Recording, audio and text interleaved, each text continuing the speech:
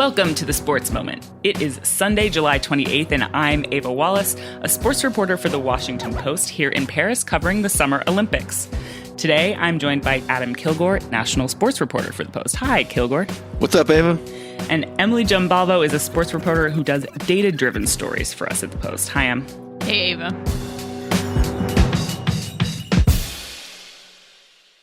So, okay, you guys are two of our reporters here who dedicate your time to kind of two of the marquee sports at this Olympics. Emily, where will you be spending most of your time in Paris? Gymnastics. And Kilgore, where can we find you? Stade de France for the track and field. Okay. Or no, I need to say at athletics now that we're in Europe. Is it athletics? Yeah. I'm really excited to talk to you guys about a story that you've been working on for a long time that really kind of encapsulates what sports at the Olympics are about. Who's going to break this world record? Who's going to make history? Who's going to advance the sport? Not just to tap into this idea of, oh, it's exciting to see who's going to break this world record, but like, this is a story about testing the limits of human performance, which is a really awesome way to think about sports. You know, I think that the Olympics are not only like a gathering of the world's best athletes in this, sort of sporting spectacle. Mm-hmm. They're also really are like a quadrennial checkup on where human beings are in their athletic capacity. You know, I think Janet Evans, the former Olympian and now kind of honcho at LA 2028 swimmer, she said it best. She said, it's like why we do this. Like, what is the threshold? How close can we get to that threshold? You know, someday will there be unbreakable records? And most people say that, logically, there will come a point when these records cannot be broken. You know, you're not going to see a human being run 100 meters in 5 seconds. Yeah. That's categorically unfeasible. That limit must be out there somewhere between 9.58 that Usain Bolt has run in the 100 meters. And who knows what the end point is, but that's sort of what humans are like trying to get to. Let's find out. But the concept of unbreakable records is run so counter to like, I feel like what every athlete has to have in their mind, which is like, I can do this better than what everyone's done, which is what makes it so interesting. It's like rationally we know this is probably true. And then if you were to ask every individual athlete, they're like, of course I can do it better. So you guys gathered all these world records from track and swimming, which is good because they're two sports that are easy to compare. They both use a clock, have a fixed distance, and require fairly minimal equipment for an athlete, and analyze the progression of records over time. So what did you find when you analyzed the records? We pulled every Olympic performance ever. From 1896? Yes. Wow. We did limit it to like 1950 and beyond when we were doing the analysis. But you were able to get all of those records. Yeah, if you asked me like who finished 7th in the men's 400 in whatever year, I could, look it up pretty quickly. Okay.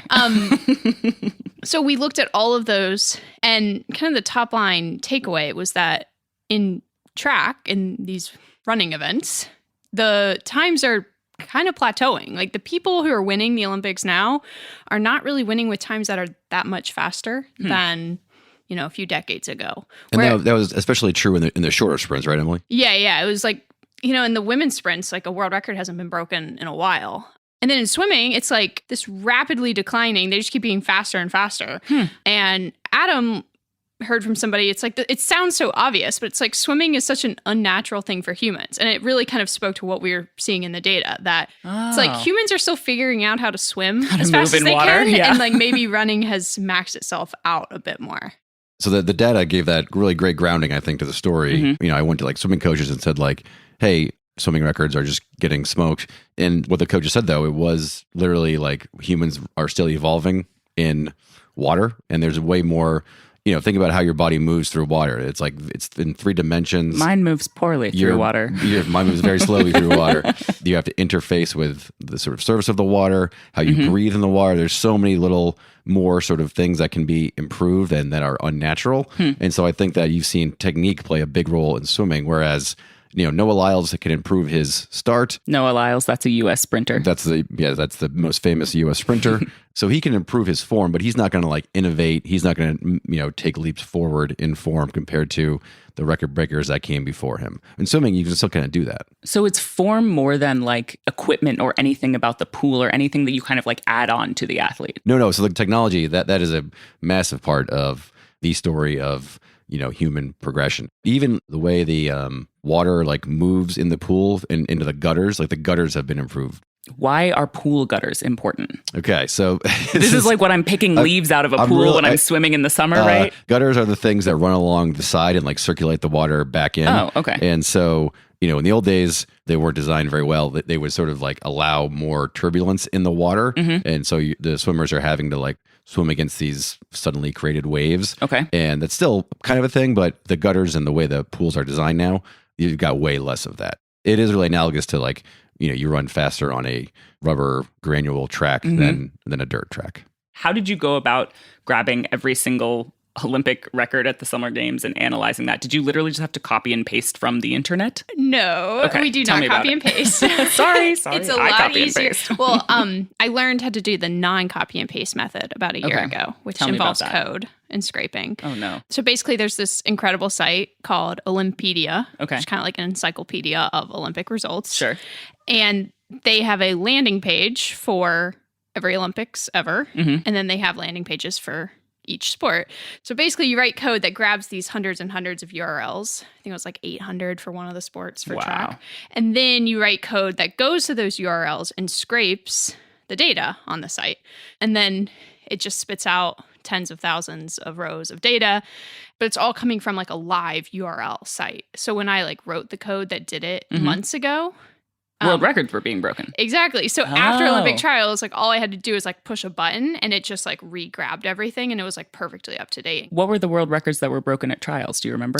For the track and field, Yeah. Sydney McLaughlin-Levrone in the 400-meter hurdles was the lone record breaker at the U.S. trials. Okay. And she broke her own record for the 5th time in the last 3 years. Wow. She's really good. She's really she good. might be better at her event than anyone else in track and field, except for maybe Mondo Duplantis, the Swedish American-born Sure. pole vaulter. And she's the one where when I was looking at like track records and how rare they've been in the past decade, if you're manually checking like making sure we have the right number of records, she accounts for like a solid chunk of them. If Wow. you take like all the individual track races. That might be the rare track event where technique actually is pushing her forward in a way that is kind of rare in track, like we talked about in terms of swimming and track. So her coach, Bobby Kersey, basically told her, you're going to run 14 steps between hurdles. The standard for women forever was 15 steps. Bobby Kersey said, tiny, small, dainty little feet. and he said, no, like you have the power and you have the stamina and the strength. This is how you're going to run the race.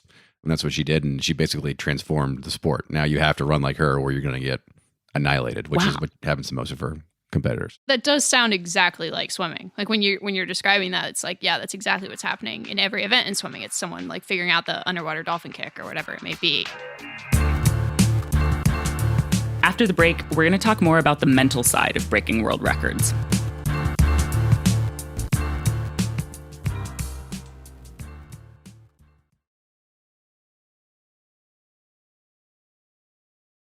Kilgore, you put a really great quote that stood out to me from the Kenyan world record marathoner. Okay, help me with the... Eliud Kipchoge. Eliud Kipchoge, thank you.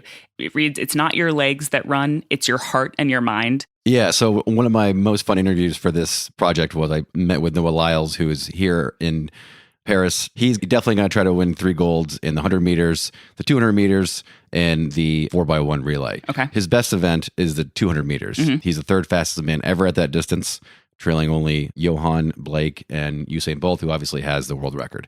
It's 19.19 seconds. Noah Lyles' American record is 19.31 seconds, and he believes he can break that record here in Paris. And I was asking him, what is the sort of like mentality required to even want to pursue that? The body does not know how fast you're actually running.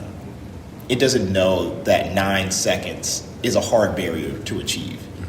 It doesn't know that running a world record is a hard barrier to achieve. Instead of constantly thinking, oh, this is going to be a huge moment, I got to break this record, and it's such a big record, and nobody has ever done this before. Your body doesn't know that. Your body doesn't know the history of the world. Your mind knows that. If you turn your mind off and let your body just run, you see amazing things happen. He took it head on. He was like, I want to set a record that lasts for 1,000 years. Wow. I want to be the best ever. I want to be a historic figure in track and field and really like the world. If you're the fastest guy ever, like you really are like transcending sport. And that's what he wants to do. On the flip side, I spoke with Sydney McLaughlin-Levrone, who, when I asked her about, like, for you, what is the mental requirement to break a world record? And she kind of smiled and she's like, it's really about the process and, doing your best every day and sort of like these small step zones. So you've got on one hand an athlete like Noah Lyles, who was wired to say, like, bring it on. I'm going to be the fastest person ever. On the other, you have Sydney McLaughlin-Levrone, who is saying, I'm going to work hard and practice every day and whatever happens, happens. And they're both at the peak of all time of athletes. And they got there in two totally different ways mentally, which I think is just really fascinating about how kind of individualized the mindset can be to break these records. That makes a lot of sense for me, and how sprinters kind of have to operate, where they have to have this like almost explosive energy to be able to run that fast and perform that well.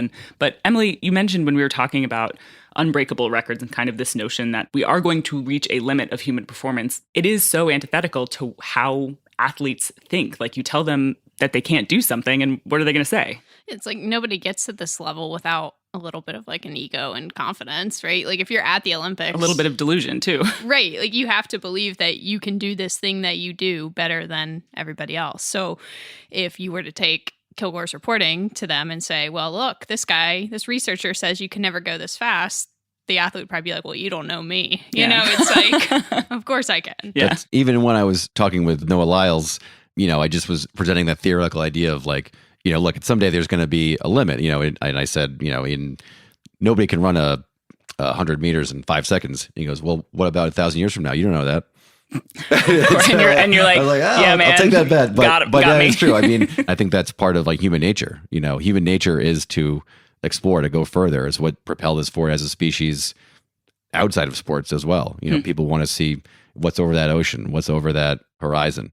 And Kilgore, I wanted to ask, if we're talking about eventually kind of reaching these limits where there won't be world records broken anymore, what does that do to us who pay attention to sports, who play sports, who love watching sports? For sure. So one of the most interesting people I spoke with for this story was a marine biologist from Stanford named Mark Denny. Okay. He, through an algorithm, and actually relied on like data from horse racing and dog racing as well, he created bell curves for track and field events, running events, and sort of identified and asserted like, okay, based on all the data that I've looked at from both humans and dogs and horses who have plateaued in their speed, I'm going to like put my name out there and put a number on. This is how fast a human can go, and they're not going to ever go faster. Wow. And he rubber stamped that. He was like, this is it. I'm doing it. Yeah. Huh. When that paper came out, he said the main thing that he got for a response was people were angry.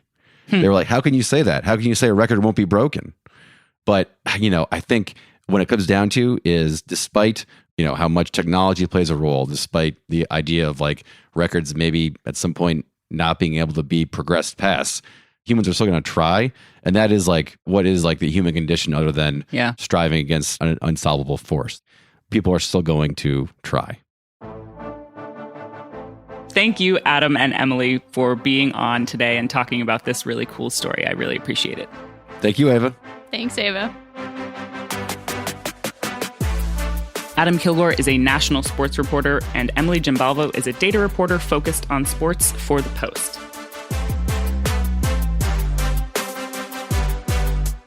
Before we go, here are a couple of those events worth checking out today. And just to note, all of these times are in Eastern Time.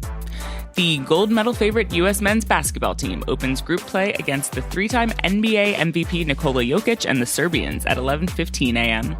In swimming, the men's 400-meter individual medley final is at 2:30 p.m. That's where you can see one of the faces of these games, the Frenchman Leon Marchand. And women's soccer, the United States plays Germany in group play at 3 p.m. That's it for today on The Sports Moment. If you want more up-to-date information about the latest news from Paris, you should also subscribe to my newsletter, which is also called The Sports Moment. You can find a link to that newsletter in our show notes. Today's episode was produced and mixed by Ted Muldoon. It was edited by Joe Tone. I'm Ava Wallace. Until next time from Paris.